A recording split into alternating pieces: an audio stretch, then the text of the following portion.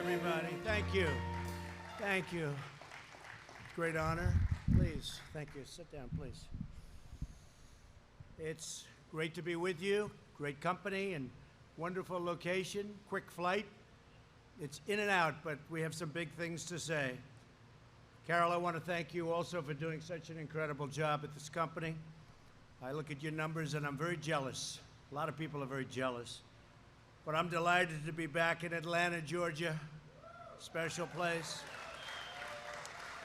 The hometown of one of the most amazing companies on earth, UPS. They never fail. The dedicated men and women of UPS are an inspiration to us all. In the face of every challenge, you always come through for your fellow citizens. Would you say that's correct? I say it's correct. Let me start by expressing my gratitude to every driver, worker, and employee who has contributed to this great success and continued to deliver for America throughout our battle against the China virus. It goes by many different names, about 21 that I can figure. We maybe will use a different one every time we hit it. But whatever it is, it was a terrible thing, and it could have been stopped, and it should have been stopped right where it started, in China. Together, we will defeat this virus and emerge stronger than ever before. We're here today to celebrate a historic breakthrough that will transform the lives of workers and families all across our nation. For decades, the single biggest obstacle to building a modern transportation system has been the mountains and mountains of bureaucratic red tape in Washington, D.C. Before I took office, reviews for highways ballooned to an average of nearly 750 pages in length, and they were the good ones. They were the short ones. And I know because I was in business for a long time, and I had to go through a process that was so ridiculous. It was so ridiculous. We went through a process for building buildings, usually. It would take forever. By the time you start building, the market changed. You said, you know, the market was good when we started. Now the market's lousy. So you say, the hell with it. We won't build. Sometimes you start building and you say, that was a mistake. But we went through years and years of litigation and tumult, and it was just not good. But you go through it to an even greater extent. The maze-like approval process represented lobbyists that were very rich. They were making a lot of money. I remember I'd go up to Albany, New York, and I'd see my lobbyists up there. I said, what are you doing here? I knew what they were doing. They were trying to make it more difficult. So you had to hire them for more and more work. Spend millions and millions of dollars for nothing. But too often they caused massive delays on top of everything else. And that way they got their fees over a longer period of time. It's one of the reasons why, for example, the average Atlanta driver spends an incredible 77 hours in traffic during a short period of time. But all of that ends today. We're doing something very dramatic. We just completed an unprecedented, and I want to say it's absolutely unprecedented, top to bottom overhaul, should have been done years ago, of the infrastructure approval process, this approval process that has cost trillions of dollars over the years for our country and delays like you wouldn't believe. This is a truly historic breakthrough, which means better roads, bridges, tunnels, and highways for every UPS driver and every citizen all across our land. Together, we're reclaiming America's proud heritage as a nation of builders and a nation that can get things done. Because with these horrible roadblocks that were put in front of us, you couldn't get it done. No matter how good you were, you couldn't get it done. You'd wait and wait. You'd go to the next step. You say, you can't start the next step until you finish the first. Joining us for the special occasion are Council of Environmental Quality Chairman Mary Newmeyer. Where's Mary? Mary. Thank you, Mary. Thank you. Thank you. Thank you, Mary. Good. Secretary of Transportation, a very special woman, a great woman, somebody that has done an incredible job, Elaine Chao. Elaine.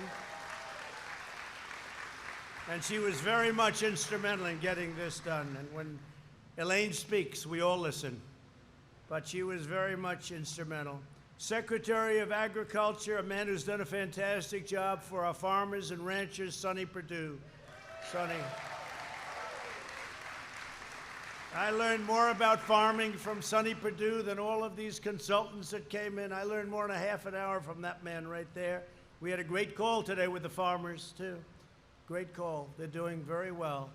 A lot of good things have happened, right, Sonny? A lot of things have happened. They were targeted by China. They were targeted by others. We just signed the USMCA, which is phenomenal for our country and our farmers. Got rid of one of the worst trade deals in history, NAFTA. One of the worst trade deals ever, how anybody could have signed it. But worse, how anybody could have let it run for 25 years or whatever it was. They just took advantage of us. We had 60,000 empty plants and factories in our country by the time that mess got finished. So we just signed a great deal, USMCA. It's the largest trade deal ever made. Mexico, Canada, the largest ever made. I know Sonny would like me to thank the UPS, all of the drivers and workers, for all of the help in delivering nearly 30 million meals to rural children throughout the country for our Meals to You program. Meals to You. You know what that is? Meals to You. You do, right? We're also pleased to be joined by a great senator, somebody that's done a phenomenal job. And I can tell you, look, he's a friend of mine, so I'm a little prejudiced, but he's a man that's respected by everybody on both sides of the U.S. Senate. He works hard. He loves your state. And I always say, does David get the kind of recognition that he deserves? Because he is a very, very special man. David Perdue. Where's David? David, thank you.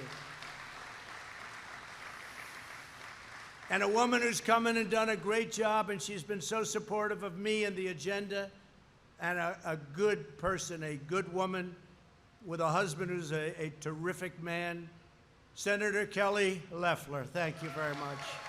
Thank you, Kelly. Great job, Kelly. And warriors, these are warriors. These people fought for us through thick and thin, through very, very unfair territory. We were treated terribly, and they came in and they turned out to be tougher than the other side by a lot. And I just want to introduce Representatives Rick Allen. Rick. Thanks, Rick. The great Buddy Carter. Buddy.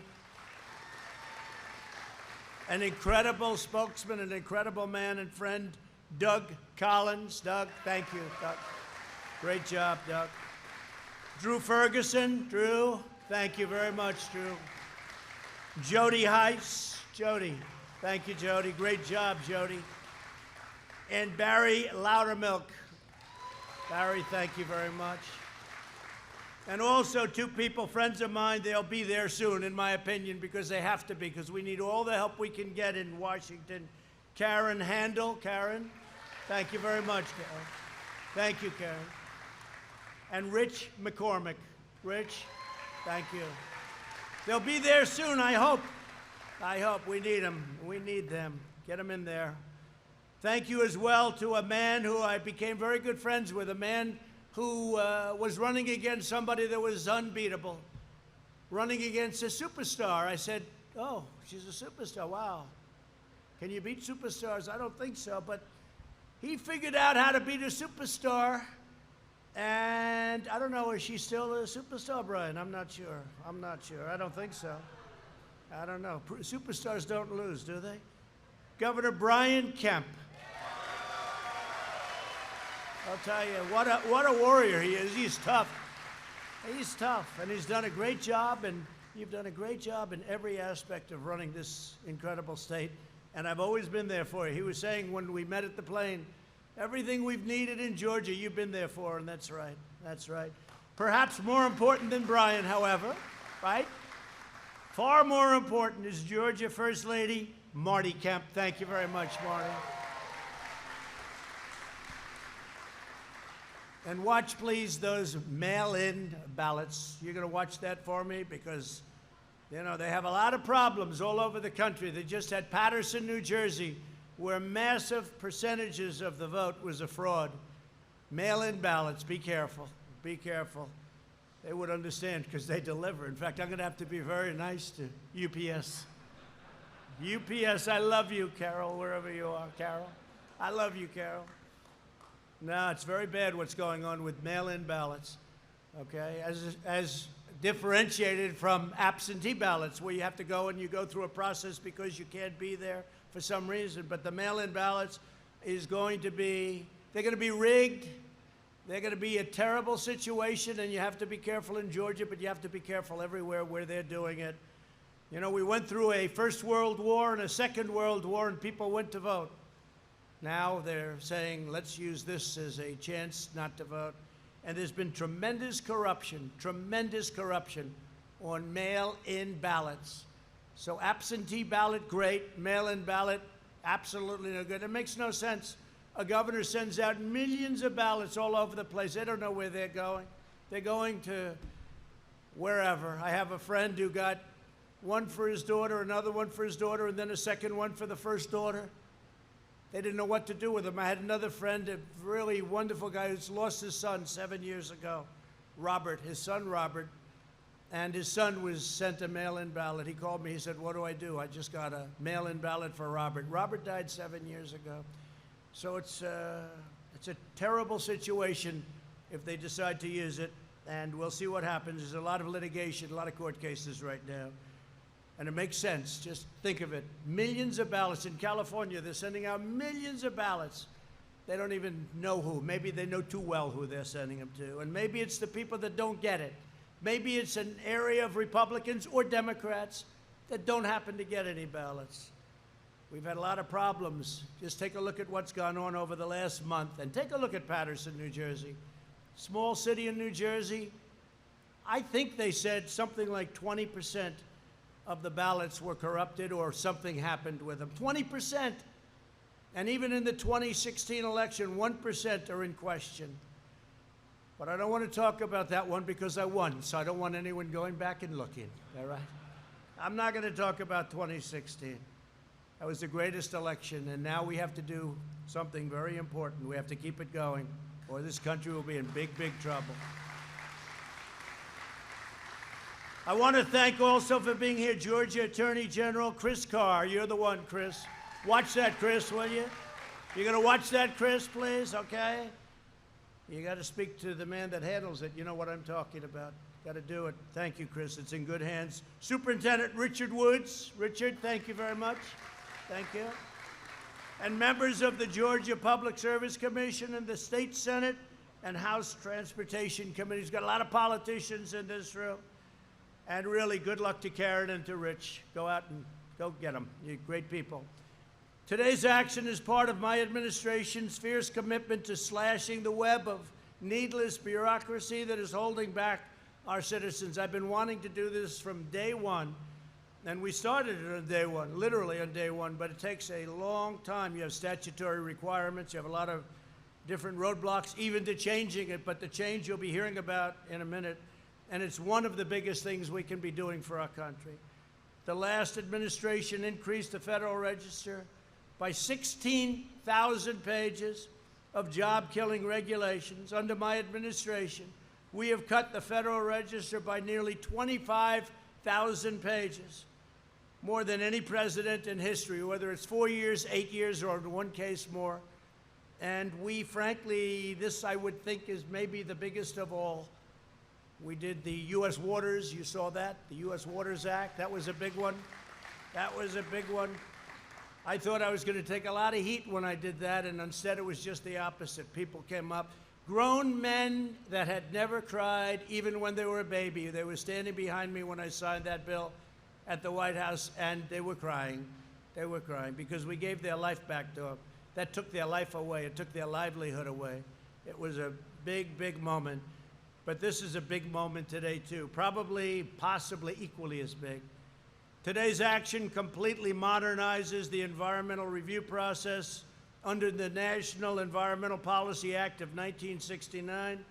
We are cutting the federal permitting timeline from a staggering 10 years, 15 years, 18 years, 21 years. You know the story. You've seen it. Projects that start out A young guy heads the project. By the time it gets approved or disapproved, in many cases disapproved, usually disapproved, he's getting ready to retire. So what did you do for your life? I worked on one project. We didn't get it through in the end. Now, we won't get certain projects through for environmental reasons. They have to be environmentally sound. But you know what? We're going to know in a year. We're going to know in a year and a half. We're not going to know in 20 years. So we're cutting the federal permitting timeline for a major project from up to 20 years or more, hard to believe, down to 2 years or less. So we have it down to about 2 years right now, Elaine, and I think 2 years or less. And our goal is 1 year. And you may get disapproved. They may vote at the end. They didn't like something environmentally or safety-wise, and I'm all for that. But you're not going to devote a lifetime to doing a project that doesn't get approved or that gets approved. And oftentimes when it gets approved, it comes in at 10, 20, 30 times the cost.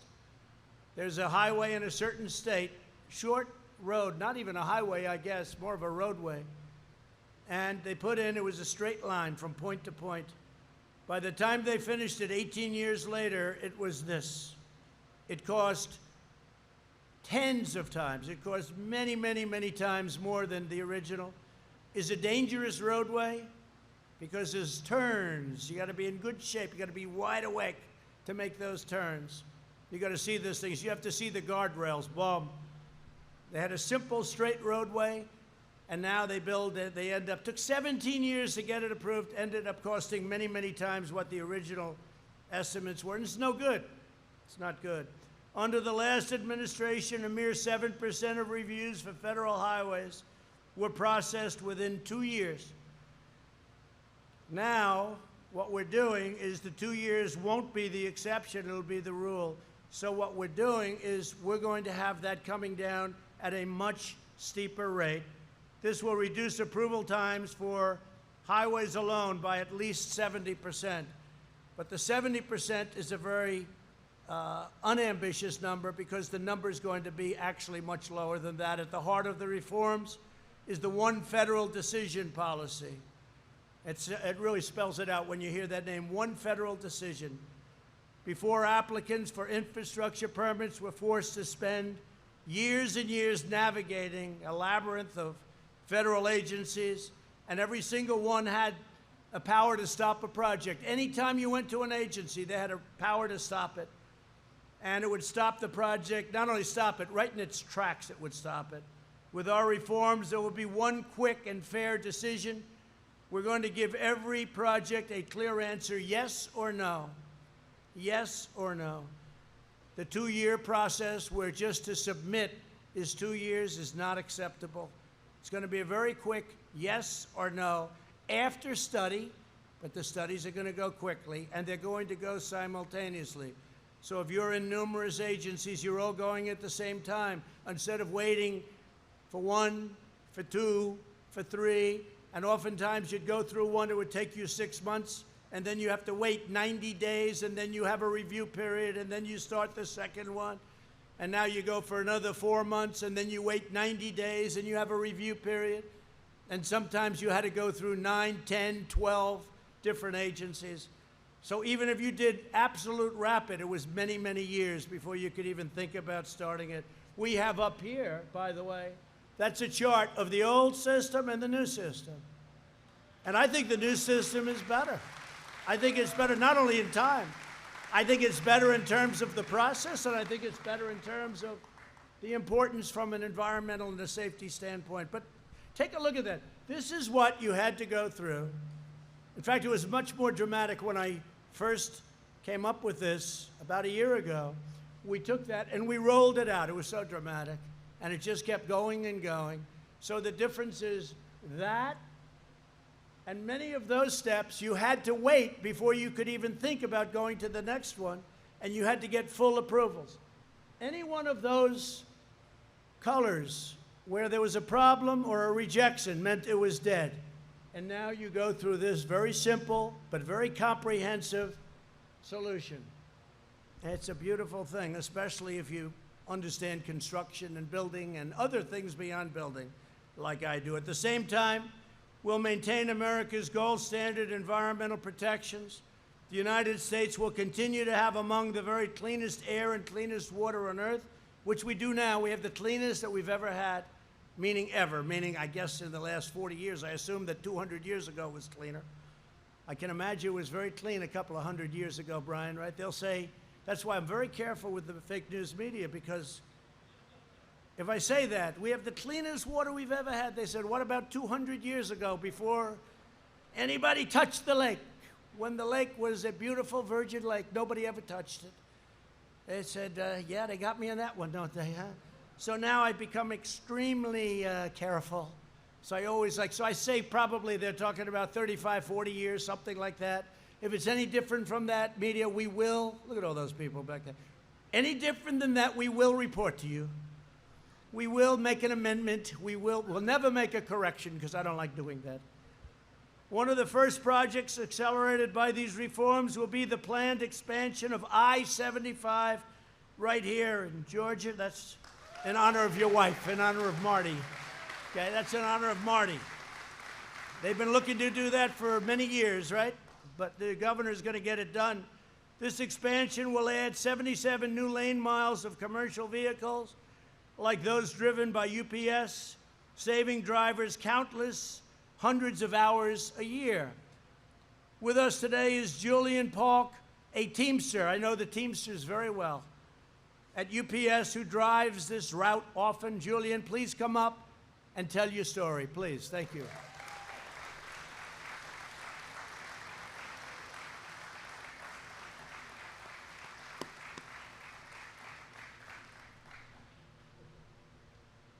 Thanks, Julian. Good afternoon. Hi, my name is Julian Park. It's a great honor to be in front. I'm especially grateful for my wife being here with me today for 14 years. I spent the first 16 years of my career driving a package car, going from house to house. But in my last 3 years, I've been in the big rigs, mostly on 75. And throughout 75, we have approximately 765 trucks in Metro Atlanta. 64 of those travel from McDonough to Macon, Georgia, which is about 100 miles round trip. So with the congestion and all of that, it kind of makes it to where it's hard to get there and create all the time commits. So every time I've loaded my truck, whether it was medical equipment, a gift to someone's, a loved one, that time in transit was very important. So with the infrastructure, is very important to me and all of my fellow UPSers, because the investment in our roads and bridges help reduce congestion and open up the bottlenecks, which makes it easier to get the packages where they need to go. More importantly, safe for drivers like myself, because we all know the most important stop of the day is when I get back home to her and my two beautiful kids. So, thank you. 14 years ago at my local hub in Forest Park, with the support of my management team, I started the corporate health and safety process. And throughout that team, we were able to lower the accidents and injuries, which we know accidents on the road slows down time in transit. So we're able to, since then, we've stopped all of that, or most of it. So I'd like to close by saying thank you to my wife for being here, to everyone that has supported me, especially my division manager, Tom Rosilio. He has supported me in my career, and for the grateful opportunity to be here today. Fantastic job. Thank you, Julian. But Julian, it looks like you're attributing a lot of your success to your wife. Is that a correct statement? Huh? Would you please stand up? So lovely. Thank you. That's great. Great job. You're proud of the job he just did, I think, huh? Pretty good. He'll be running for office next week. Watch. Great job, Julian. Thank you. I'd like to invite UPS's Vice President of Corporate Transportation, Bill Taylor, up to say a few words. Please, Bill.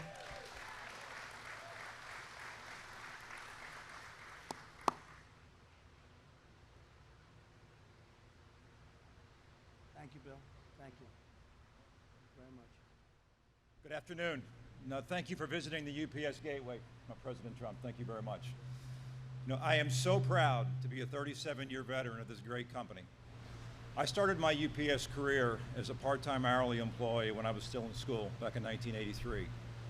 When I graduated from college, I went into management, and throughout my career, I've had the opportunity to work in our airline, in our freight transportation operations, and also in our package delivery operations throughout the United States. I'm now preparing to retire. When I think about UPS, all of us at UPS, and Julian's a great example, all of us at UPS worked through some very tough times through our careers, whether it's hurricanes and natural disasters, or some type of national event like 9/11 and now COVID-19. But all of us at UPS also look at that as a great opportunity to serve this great country and help bring the country through and remedy those tough situations. You look at Project Airbridge under the Trump administration and working directly with FEMA, another great example. From a UPS standpoint, we are all tremendously proud to help deliver life-saving supplies wherever and whenever they are needed. From an infrastructure standpoint, I know firsthand that improvements in our infrastructure will be a tremendous benefit to not only our customers, but also the communities that we serve. But when I think about UPS, I know how strong our technology is. I know how strong our flexible, multimodal transportation network is. And I know all UPSers are dedicated to making a difference and helping bring America forward. So as I think about ending my career, I am very grateful to retire with a strong pension plan. I hope the same for all essential workers who have a pension plan currently hung up, that they can enjoy the same when their work is over.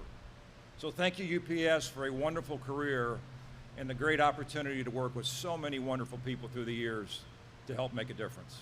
Thank you.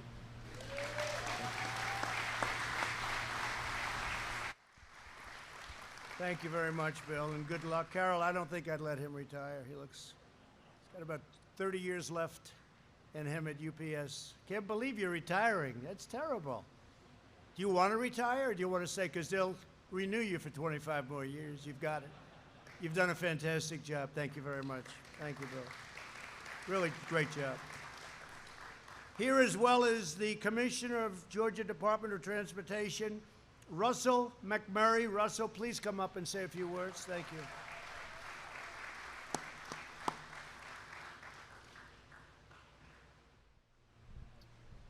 Thank you, Mr. President. Mr. President, it was an honor for me to meet with you in Washington, D.C. at the U.S. DOT with Secretary Elaine Chao and some other state DOT commissioners from around the nation for us to share with you this long, burdensome, often bureaucratic process, and you sat and listened to us with great detail that day. And today, at the end of that meeting, too, I might add that the President told us, the DOT commissioners there in the room, that he was going to streamline the environmental process, cut the red tape, and make sure that the environment is protected, number one.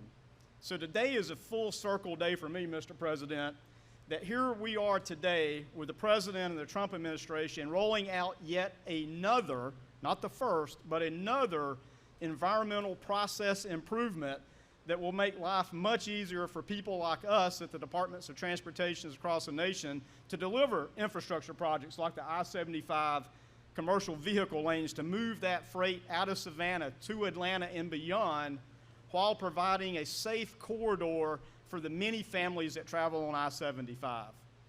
Now, I certainly want to acknowledge someone else that is laser focused on streamlining government and cutting red tape, and that's our Governor, Brian Kemp.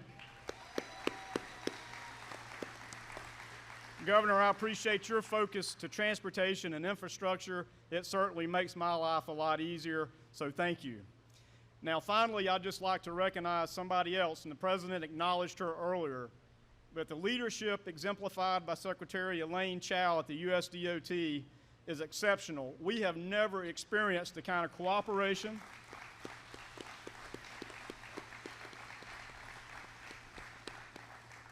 we at the Georgia DOT's never experienced this type of cooperation from your administration, Mr. President, that we enjoy today. So thank you for your leadership, and thank you for the partnership you share not only with Georgia, but all the states. Mr. President, thank you for making this happen. Thank you.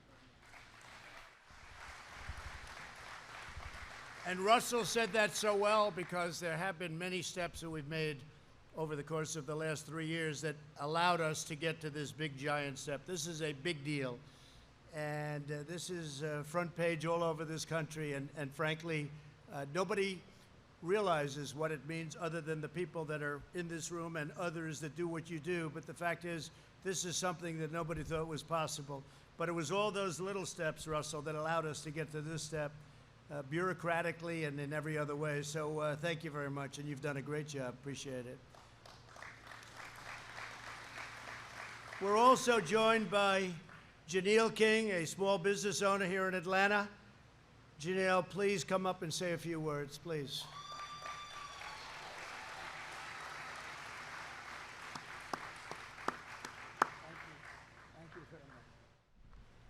Thank you, Mr. President. Thank you, Governor Kemp. And thank you, UPS, for delivering all my shoes on time. I am Janelle King. Together, my husband, Kelvin King, and I, he's the one that really goes through all of this. I serve as VP of External Affairs with Osprey Management, which is such an honor. We have 10 employees that are, by which one of them received their United States citizenship this morning, so that's awesome. We have over 150 subcontractors. We have a number of projects that are taking place throughout the state. And our ability to harness opportunities and supply our clients with on-time projects promptly is extremely important.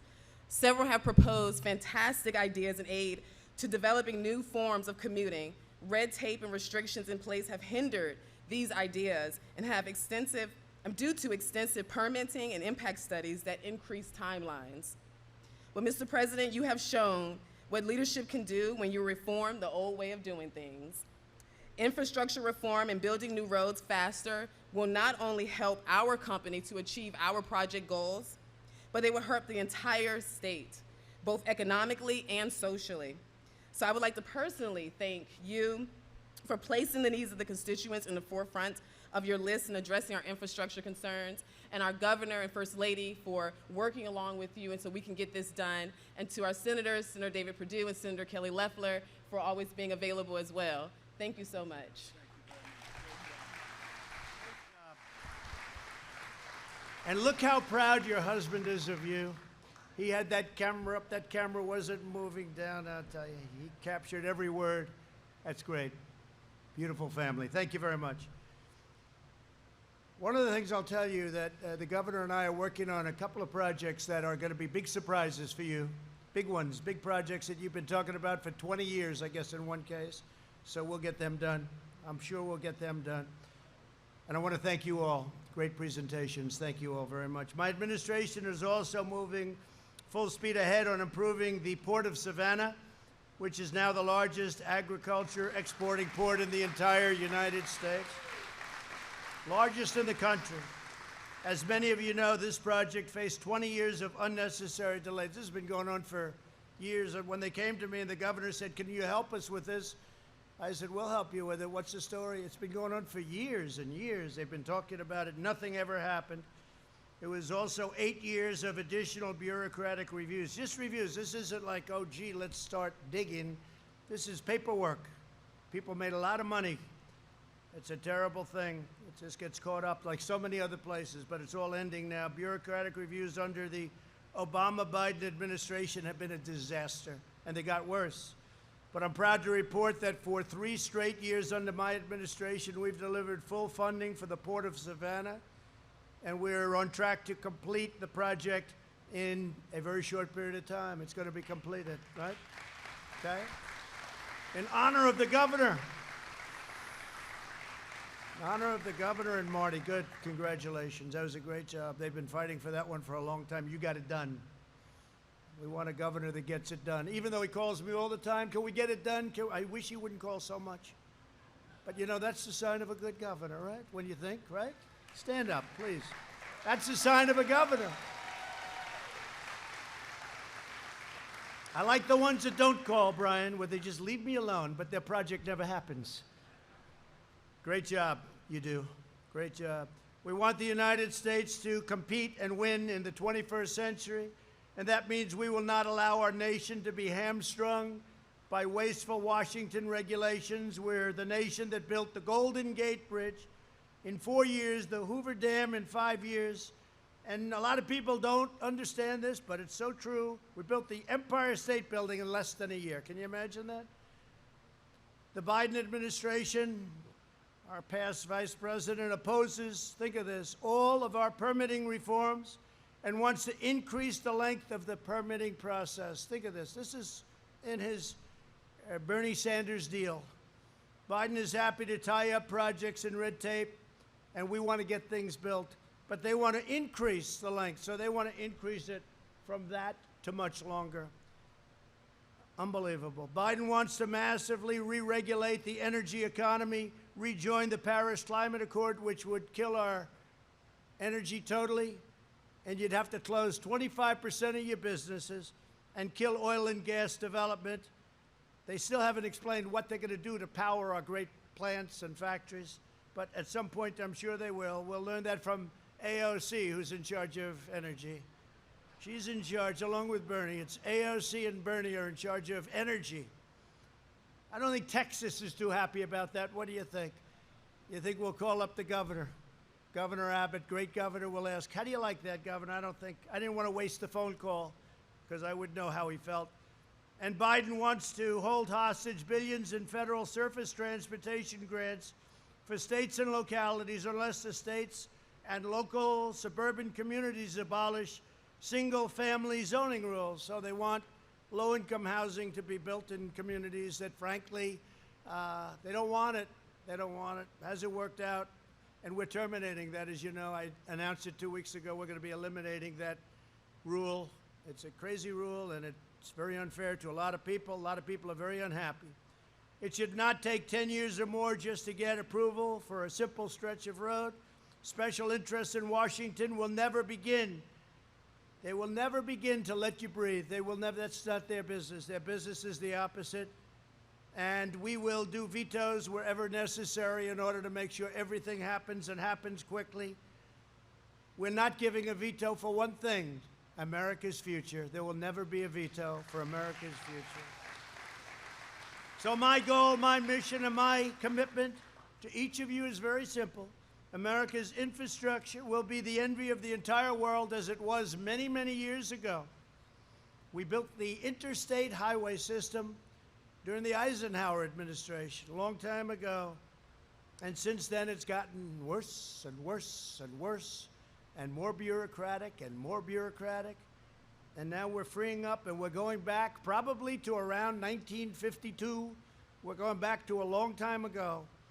And again, you have to get permits. We want safety. We want to be totally involved with the environment. We want our environment to be better than it would be the other way, the long way. But you're going to get your answers quickly. One way or the other, you're going to get those answers very quickly. And if the answer is a big, beautiful yes, you're going to start construction immediately. You're not going to wait around for 10, 12, and 20 years.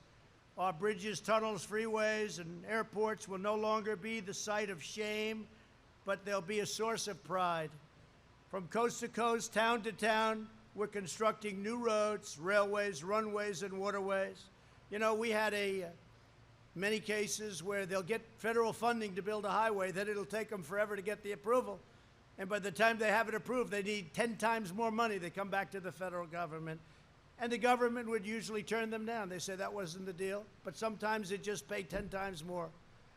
We're not going to do that anymore. We're linking our cities with gleaming highways and blazing fast broad walk. And if you think, when you look at the farmers of this country, what they've gone through with the broadband is so bad in the middle section, that beautiful middle section of our country. Our farmers, our ranchers are hurt very badly.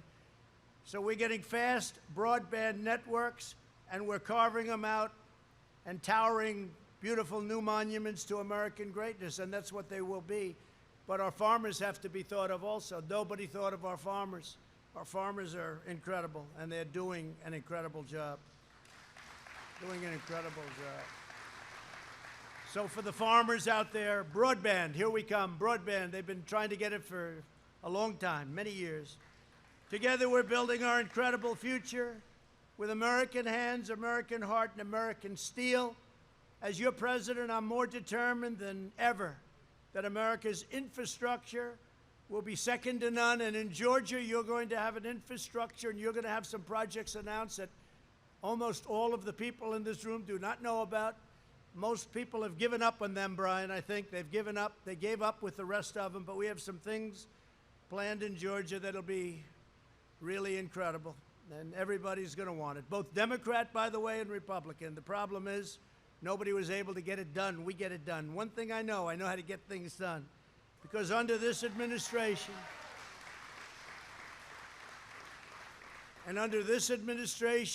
we will always put America first.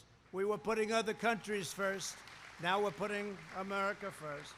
So I want to thank everybody for being here. I want to thank and congratulate UPS on having a great run, many years, but a great run recently. You've done a fantastic job. Whether it's Skybridge or anything else that we've done with you, you've been fantastic. I really appreciate it. But especially I appreciate a state called Georgia. It's a special place. It's a great place. And it's an honor to be with you, and it's an honor. This is where I'm announcing. This is good for the whole country, not only Georgia. This is for the whole country, but I'm announcing it in Georgia because we have some great things planned for you. You are special people. Mr. Governor, thank you very much. Marty, thank you very much. Everybody, thank you. Thank you, everybody. Thank you very much, everybody. Have a good time. Thank you.